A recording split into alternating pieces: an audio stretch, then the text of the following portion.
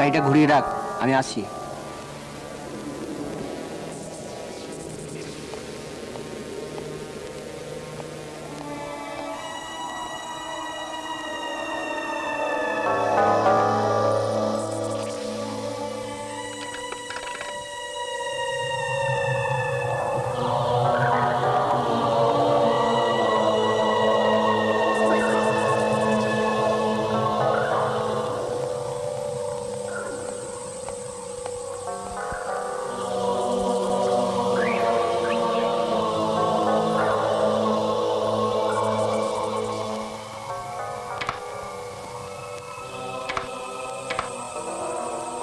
चल चल ताते चल।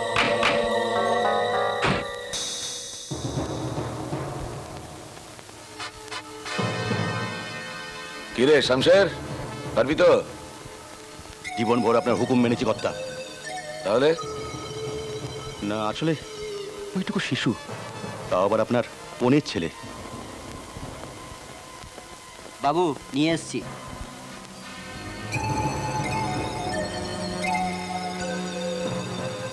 কিরে, ঠিক ঠিক বাচ্চা তো?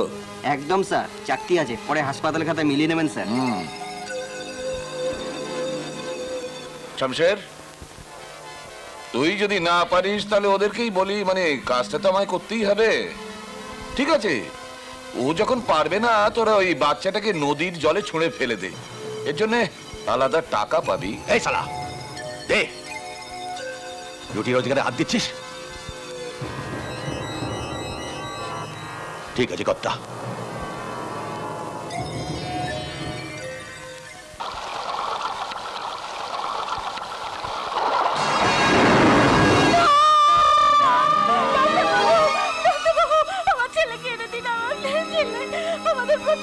আপনি তো অস্থির হবেন না, আমরা দেখছি আসলে কিছু একটা গোলমাল। গোলমাল? হাসপাতাল থেকে একটা সদ্য এত ছেলে হারিয়ে গেল, বলছেন গোলমাল?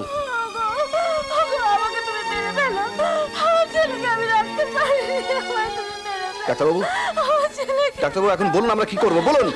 আপনি তো শান্ত হন, আমি পুলিশে খবর পাঠিয়েছি, ওনার দাদাকেও খবর পাঠিয়েছি।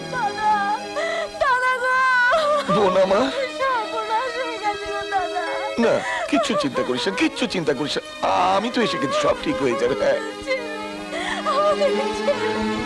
দাদা, দাদা আমাদের প্রথম সন্তান এইভাবে। শোনো মহেশ্বর, আমার শরীর ভালো নয়, আমার সময় হয়ে এসেছে। এ কি বলছেন রায় সাহেব? শোনো, আমি আমার ওই পুরনো উইলটা একটু পাল্টাতে চাই। আগে? হ্যাঁ, হাসপাতালের বেড থেকে বিভাবতীর ছেলে হারিয়ে গেল, কিন্তু আমার ধারণা তাকে মেরে ফেলা হয়েছে। আমার ওই পুরনো উইলটায় একটা ফাঁক আছে, আমাকেই সেই ফাঁক ভরাট করতে হবে, নইলে বিভাবতীর আরো সর্বনাশ হবে। না না, এসব আপনি কেন ভাবছেন বাবা, আমরা তো আছি। হ্যাঁ আমরা তো আছি বাবা। হ্যাঁ, তোমরা আছো বলেই আমার আর বেশি ভাবনা। তোমাদের কথা ভেবেই আমি আবার নতুন করে সবকিছু ভাবছি। যাও, তোমরা বাইরে যাও। বাবা আমরা ওর সঙ্গে আমার কথা আছে, যাও। আচ্ছা।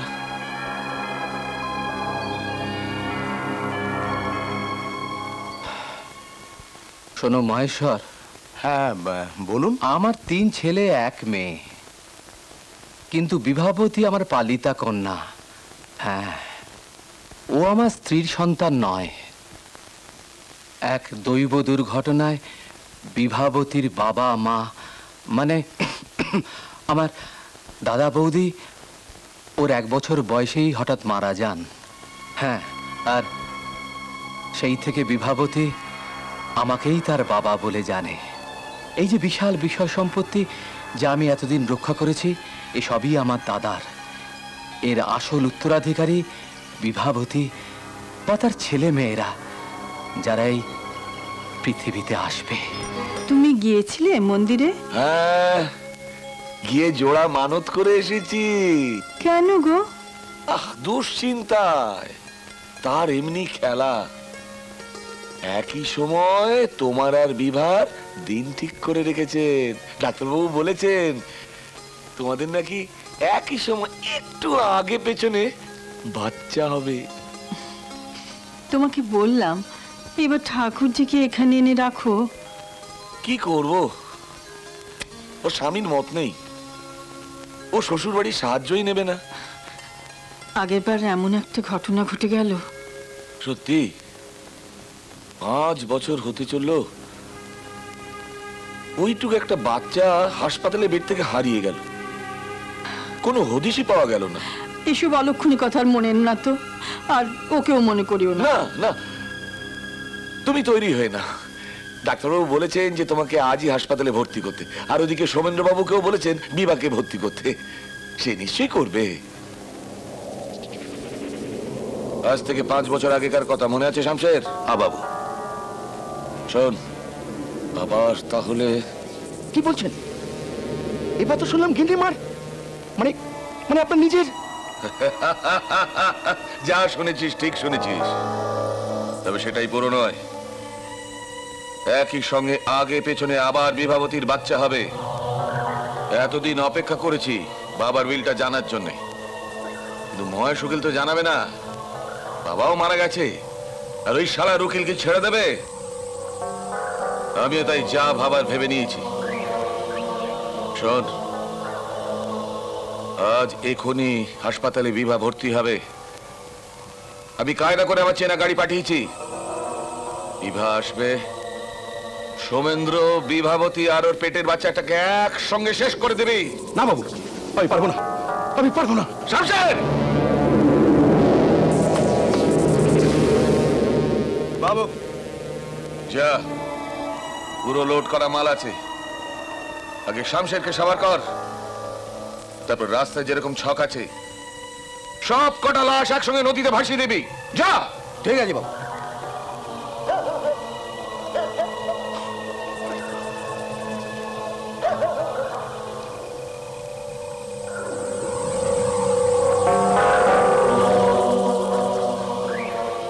কোথায় গেল বলতো? বুঝতে পারছি। চল আসুন দাদা। হ্যাঁ? এই যে নিয়ে এসছেন। কি ব্যাপার আমাকে এখানে এইভাবে? দেখো মহেশ্বর, তুমি একজন কর্তব্যপরায়ণ উকিল। বাবার উইলে কি কি লেখা আছে সে তো তুমি আমাকে জানাতে পারো না, কিন্তু আমি জানি বাবার উইলে কি কি লেখা আছে। সেই জন্য আজ রাতের পরে ওই উইলের কোনো উত্তরাধিকারী এই পৃথিবীতে বেঁচে থাকতে পারে না। তারপর সাধারণ আইন অনুযায়ী বাবার সম্পত্তি তো ছেলেরাই পাবে। ঠিকই তো। ও এই ব্যাপার, তাহলে উইলের ব্যাপারে আপনি কিচ্ছু জানেন না। তার মানে এই নিন আপনার বাবার উইল। বিভাবতী বা বিভাবতীর সন্তানরা যদি কেউ নাও থাকেন, তাহলেও কিন্তু আপনারা সম্পত্তির এক কণাও পাবেন না। কি বলছো কি? উইলে আপনাদের বাবা পরিষ্কার করে লিখে রেখে গেছেন যে বিষয় সম্পত্তি সবটাই আপনাদের জ্যাঠার, এতে আপনাদের কোনো অধিকারই নেই। বিভাবতী বা তার সন্তানরা যদি ওই সম্পত্তি ভোগ করতে না পারে, তাহলে সবটাই দেবোত্তর হয়ে যাবে। কি বলছো তুমি? এ কথা আগে বলনি কেন? সেটাও এই উইলে লেখা আছে। প্রথম সন্তান হারাবার শোক সামলে ওঠার পর বিভাবতী যেদিন আবার সন্তান প্রসব হবে, তার আগে পর্যন্ত এই উইল প্রকাশ্যে আনা চলবে না। আমি এই উইল তৈরি করেছিলাম, আমি নিজে সাক্ষীও ছিলাম এই উইলের। নিশ্চয়ই মানবেন, একজন আইনজ্ঞ হয়ে এই উইলের আইন আমি ভাঙতে পারি না। দাদা, কোথায় যাচ্ছ তুমি? আমার কিছু কাজ বাকি আছে। খুব কষ্ট হচ্ছে না? পারছি না। আরেকটু, হাসপাতালে এসে গেছি। দাদা, দাদা এখানে কেন? আমি কিছু বুঝতে পারছি না। কি সোমেন্দ্র? হ্যাঁ হ্যাঁ দাদা। একটু আসবে, কথা আছে। হ্যাঁ না না না,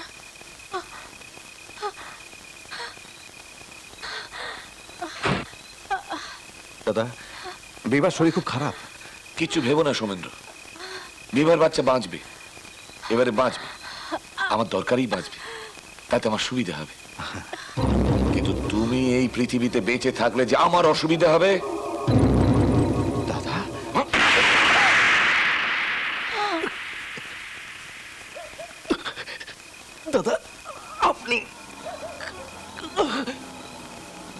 হ্যাঁ লাশটাকে নদীতে ভাসিয়ে দে। আমি বিভাকে নিয়ে হাসপাতালে যাচ্ছি। পুরো ছকটাই আমার। ধর। ওই তোল। এই, তাড়াতাড়ি হাসপাতালে চল। চল। জলদি জলদি।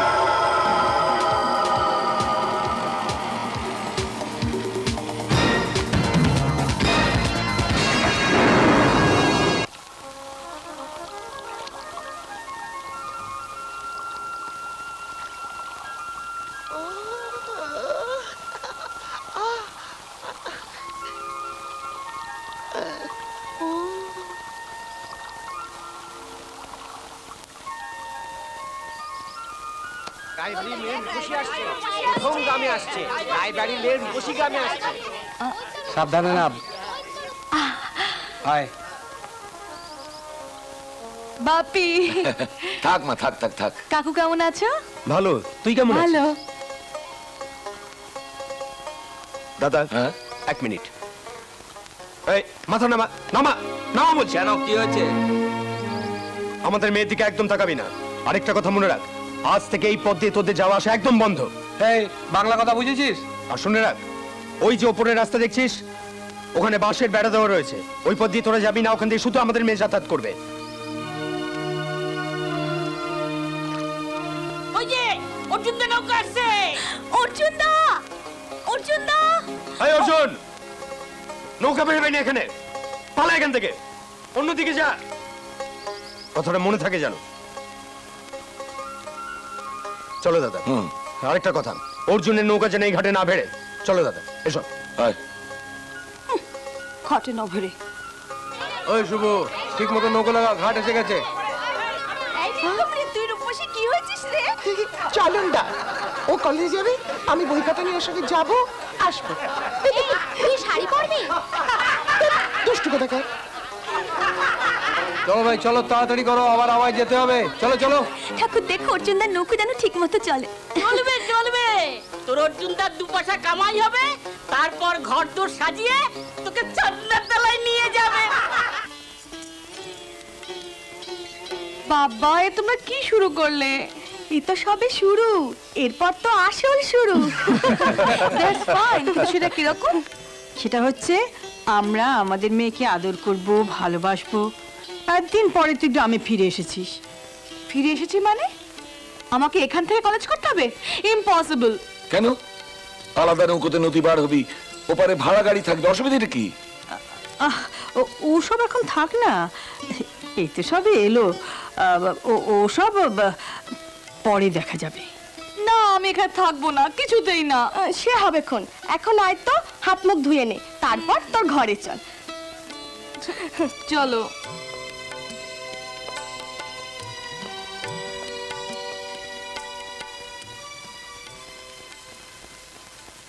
কি বড় বউ, খুশি তো?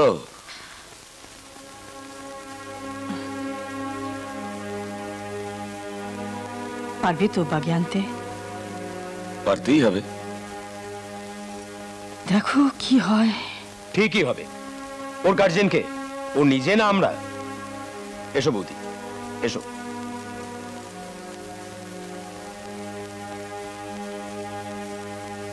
বাবু বাবু, একটা কাণ্ড ঘটে গেছে।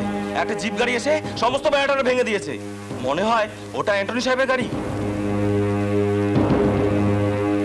অ্যান্টনি? শোনো মহেশ্বর, যত টাকা লাগে আমি দেব, এই দলিলটার জাল করো। অসম্ভব। কেন? এই উইল কোর্টে রেজিস্ট্রি করা আছে।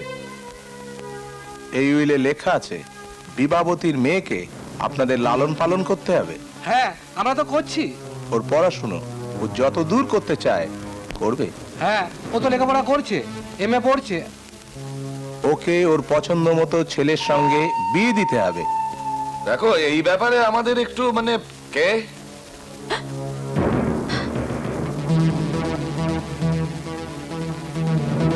বৌদি, বৌদি, আমাকে বাঁচাও, আমাকে বাঁচাও, আমি আর কখনো করবো না, আমি আর কোনোদিন করবো কি না। করেছো তুমি? আমাকে বাঁচাও। দাঁড়া, আজ আমি তোকে উচিত শিক্ষা দেবো। কি করছো ঠাকুরপো? তোমাদের 3 ভাইকে আমি আগেই বলেছিলাম মেয়েকে এখানে এনে রাখলে এসব করা চলবে না। জানা বৌদি, ও আজকে আমাদের সব কথা আড়ি পেতে শুনছে। না না, আমি কোনো কথা শুনিনি, আমি কিছু শুনিনি, বিশ্বাস করো, আমি কিছু শুনিনি।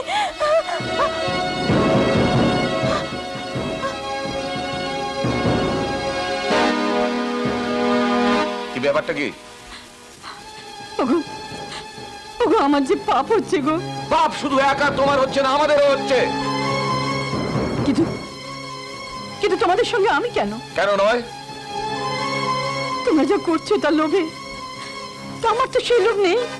বৌদি, আজকে আমার নিজের জিনিস আমাকে চুরি করে পেতে হয়।